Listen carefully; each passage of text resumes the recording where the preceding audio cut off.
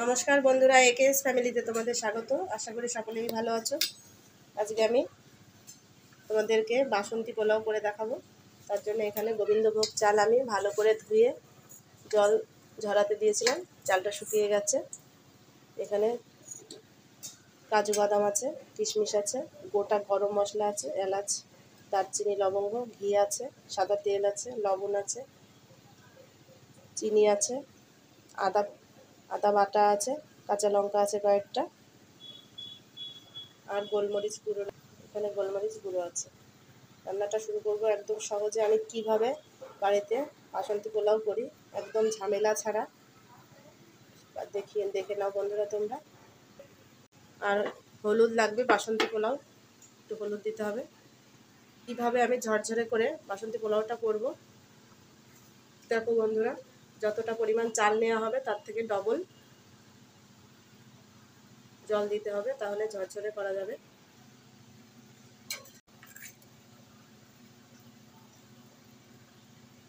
দারচিনি এলাচটা দিয়ে দিচ্ছি তেলের উপর।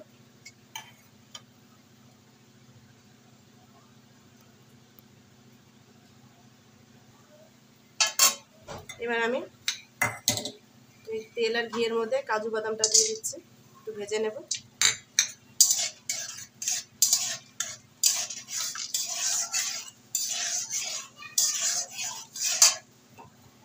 এবার কিশমিশগুলো দিয়ে দিচ্ছি।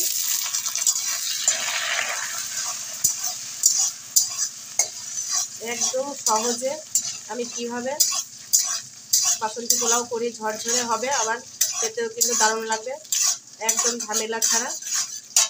এবার আমি একটু হলুদ দিয়ে দিচ্ছি তেলের মধ্যে, তাহলে হলুদের কাঁচা গন্ধটা চলে যাবে, আবার চালের কালারটাও খুব সুন্দর হবে।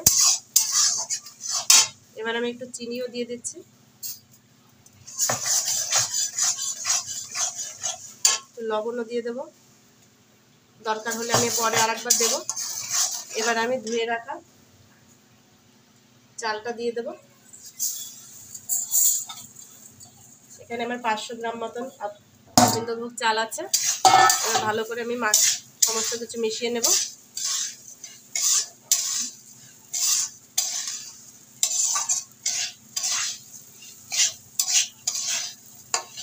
এখানে 500 গ্রাম চালে আমার 6 কাপ মতন আমার চাল হয়েছে, মেপে, কাপ মেপে। এবার একটু গোলমরিচের গুঁড়ো দিয়ে দেবো,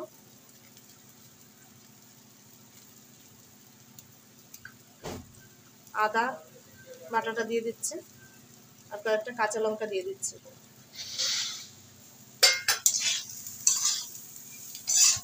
চালটাকে এবার ভালো করে আমি মাখিয়ে নেব।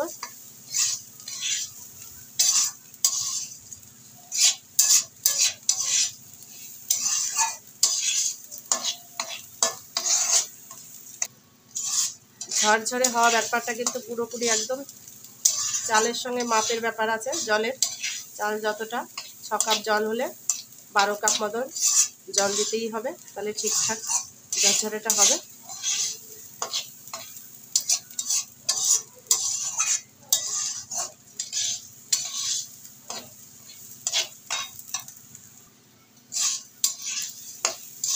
দেখো বন্ধুরা, চালটাকে আমি ভালো করে সমস্ত কিছুর সঙ্গে মিশিয়ে ভাজা ভাজা করে নিয়েছি। এবার আমি জলটা দিয়ে দেবো।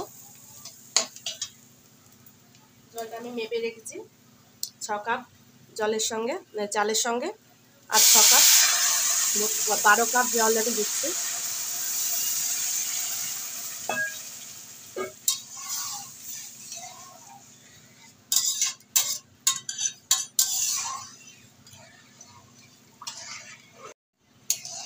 এবার আমি ঢাকনা দিয়ে ঢেকে দেবো, তারপরে আমি দেখাচ্ছি তোমাদের।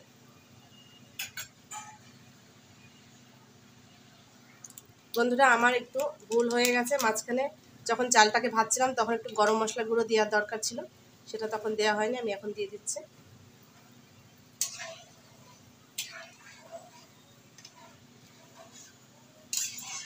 যখন চালটা ভাজবে বন্ধুরা সেই সময়ই দিতে হবে, আমি একদম ভুলে গেছিলাম।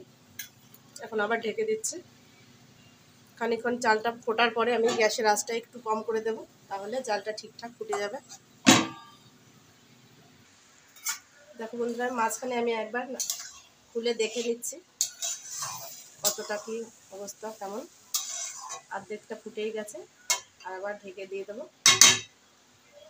গ্যাসের আগুনটা একটুখানি একদম কম করে দিতে হবে, লো। কমপ্লিট হওয়ার পরে তোমাদেরকে আবার দেখাচ্ছি। দেখো বন্ধুরা, আমার পোলাওটা হয়ে গেছে, ঝরঝরে পোলাওটা। দেখো বন্ধুরা কতটা সুন্দর হয়েছে। ভালো লাগলে ভিডিওটা লাইক, শেয়ার এবং সাবস্ক্রাইব করে দিও প্লিজ। আজকের মতো টাটা, বাই বাই। আবার দেখা হবে অন্য কোনো দিন অন্য কোনো রেসিপি নিয়ে। Thank you.